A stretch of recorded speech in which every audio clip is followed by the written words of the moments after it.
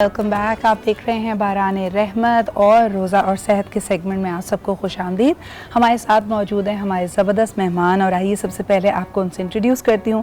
हमारे साथ मौजूद हैं doctor Rahima Sheikh. Thank you Rahima for being here. आप ही के साथ तशरीफ़ रखते हैं आगा अब्बास साहब। थैंक यू आगा साहब आपकी भी मौजूदगी का। इसके अलावा जी हमारे साथ मौजूद हैं doctor Usma Hamid. Thank you उस्मा आपके अब आने का भी। Last but definitely not the least आपकी बहुत ही फेवरेट नात ख्वाह सना ख्वाह जवेरिया भी हमारे साथ मौजूद है। अस्सलाम वालेकुम।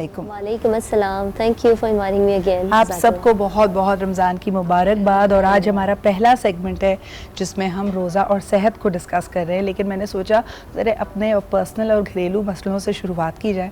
गला मेरा बैठ गया और ये सीजनल फ्लू समझ लीजिए, क्या उसको कहना चाहिए, गला बैठा हुआ है। तो आइए इनसे जानते हैं कि इनका मशवरा क्या होगा। आगा साहब आपसे शुरुआत करना चाहूँगी, कोई ऐसा नुस्खा बताइए ताकि जल्दी से आवाज़ खुल जाए।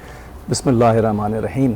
अब देखिए, इस वक्त तो आप कोई चीज़ खा नहीं सकती क्योंकि रमज़ान चल रहे हैं, तो मैं बहुत ही आसान नुस्खा बताता हूँ। अगर आप किसी बच्चे को अभी भेज के, ये चूना मिलता है ना, 10 रुपए की थैली मिलती है चूने के पानी की, उसमें चूना होता है, पानी भी होता है, बस उसको हिला के थोड़ा सा और कप में रख दें और फिर उसके बाद पानी ऊपर आ जाएगा, चूना नीचे बैठ जाएगा। उस पानी को 2 उंगलियों से यूँ करके और गले पे लगा लें। अच्छा। एक तो वो नज़र भी नहीं आता, लेकिन वो उससे आपकी ये जो आवाज़ है ये ठीक होना शुरू हो जाएगी और मेरे ख्याल में 1 घंटा लगेगा, 50% तो आराम आ जाएगा। अच्छा, ये बताएं, जो इतना गला एकदम बैठ जाता है और इसको कहते हैं आजकल हमारे यहाँ जैसे ड्राई कॉफ बहुत ज़्यादा हो रही है, बलगम नहीं है लेकिन खुश्की बहुत ज़्यादा है, इसके लिए बेहतरीन हल क्या है, इसको प्रिवेंट करने का भी और अगर हो जाए तो उसको सही करने के लिए?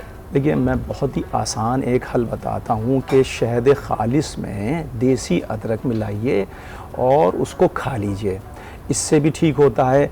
अगर गरारे करने हैं तो नीम गर्म पानी में थोड़ी सी फिटकरी डालें और थोड़ा सा लाल वाला नमक, जिसे लाहौरी नमक कहते हैं, उसके बाद आप गरारे करें। आप पहले घंटे में देखेंगे आपको 50-70% रिलीफ मिल जाएगा, आपका गले ठीक हो जाएगा और आवाज़ भी ठीक हो जाएगी। और चूँकि रमज़ान चल रहे हैं सिदरा, हम ठंडे मशरूबात से अपने आप को बचा नहीं सकते, दूर नहीं रख सकते, सही मजबूरी है, क्योंकि जब रोज़ा खोलते हैं उस वक्त सब लोग ठंडे मशरूबात पी रहे होते हैं, तो हम कैसे गरम गरम मशरूबात पिएंगे या बग़ैर बर्फ़ के पिएंगे, सारी पता है, हमें भी इंजॉय करना है। तो मज़े की बात यह है कि ये 2-3-4 ऐसे देसी नुस्खे हैं कि जिससे आपको बहुत आराम से ये मसला हल हो सकता है। टॉफ़ी की तरह से अगर मोलेठी को, टॉफ़ी की तरह से मोलेठी का इतना सा पीस अगर गले में रख लें और अपने मुंह में रख लें, उससे भी गला ठीक हो जाता है। अच्छा, अगर मोलेठी, चूँकि आपको पंसारी की दुकान पर जाना पड़ेगा, बहुत लंबा काम है, आपके घर में हल्दी होती है, हल्दी का एक टुकड़ा अगर वो भी आप ऐसी मुंह में रख के बस उसको चूसते रहें, उससे भी आपकी खांसी भी ख़त्म होगी और आपका गला ठीक हो जाएगा। सही। अच्छा, यही चीज़ अगर मैं उसमें आपके पास लेके आऊँ, आप एज अ डॉक्टर क्या मशवरा देंगी? सिद्रा, एक तो ये है कि अभी अगर हम कराची की बात करें तो सीज़न एकदम पिछले हफ्ते सर्दी थी, अभी एकदम से दोबारा गर्मी आ गई है, ट्रांजिशन हुआ है। दूसरा ये कि ये वायरल और सीजनल भी हो सकता है, तो इसमें सबसे पहले तो ये है कि ठंडे मशरूबात से थोड़ा सा कोशिश करें बचें। साथ साथ ये कि अपने आप को हाइड्रेशन का अपना ख्याल रखें। और दूसरा ये कि गागल जिसे कहते हैं, गरारे करना, नीम गर्म पानी के गरारे करें। लॉजेंजेस आती हैं, स्ट्रेप्सिस वगैरह, जैसे हम चूसते रहते हैं, सक करते रहते हैं, तो उससे भी आपको आराम मिल जाता है। अगर उससे भी आराम नहीं मिले तो फिर ये है, क्योंकि एंटी वायरल है, सीजनल है, तो उसमें कोई एंटीबायोटिक का ऐसा कोई किरदार है नहीं, तो हमें थोड़ा वही रेस्ट, अपनी मशरूबात से थोड़ा सा शनाब करना और अपने आप को हाइड्रेट हमें अच्छे से रखना है, ताकि, और रेस्ट भी इसमें बहुत इंपॉर्टेंट है। जैसे आपका काम तो बहुत ज़्यादा बोलना है, लेकिन ये है कि जिनको ये मसला है वो थोड़ा सा अपने गले को रेस्ट दें ताकि आराम मिल सके, और वोकल कॉर्ड जो हमारे बेसिकली प्रोड्यूस करते हैं हमारे वॉइस को, उनको थोड़ा रेस्ट मिले तो बेहतर। जब मैं आराम की बात कर रही हूँ, वैसे ये बीच बीच में मेरी खांसी आप लोगों को सुनाई देती रहेगी, तो उसके लिए पहले ही पेश की माजरत, लेकिन इंशाल्लाह ताला प्लीज़ मुझे भी अपनी दुआओं में याद रखिएगा ताकि जल्द अज जल्द ये चीज़ सही हो जाए।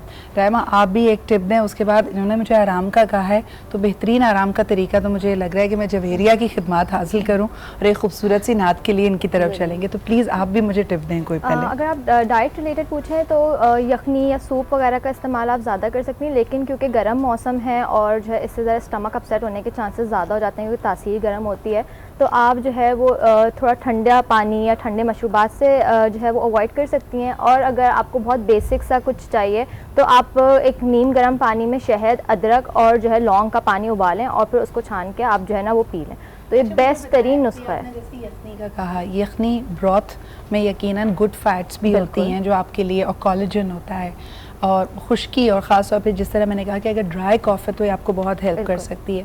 لیکن کئی لوگ جوشاندے کا بھی مشورہ دے رہے ہیں. مجھے ایسا لگتا ہے کہ جوشاندہ مزید ڈرائی کرتا ہے. Is that true? جی, کیونکہ اس میں ہربز ہوتی ہیں, اور ہربز کا مسئلہ یہ ہوتا ہے کہ وہ ہر ہرب الگ الگ کام کرتی ہے. جب ہم ان کی ایک کمپوزیشن بناتے ہیں تو وہ اپنے ریئیکشنز کو تو پراپرلی رکھتی ہیں, لیکن وہ اگینسٹ بھی ایک دوسرے کا کام کرتی ہے, جس کی وجہ سے باڈی میں ڈرائنس ہو جاتی ہے. اس لیے ہم جو ہے اگر جوشاندہ بناتے ہیں تو مشورہ دیتے ہیں کہ اس میں شہد لازمی جو ہے آپ ایڈ کریں تاکہ اس ڈرائنس کو سپریس کر سکیں. ایبسلیوٹلی. تو دیکھیں میرا یہ نا, اللہ تعالیٰ کہتا ہے نا کہ ہر مشکل میں آسانی ہے. مشکل میرے لیے ہے, لیکن امید کرتے ہیں کہ یہ جو سارے ٹپس تھے یہ آپ میں سے بھی کسی کے کام آئیں گے, اور خاص طور پہ اگر گھر میں کوئی میرے جیسا مریض ہے تو اس تک یہ بات ضرور پہنچا دیجیے گا.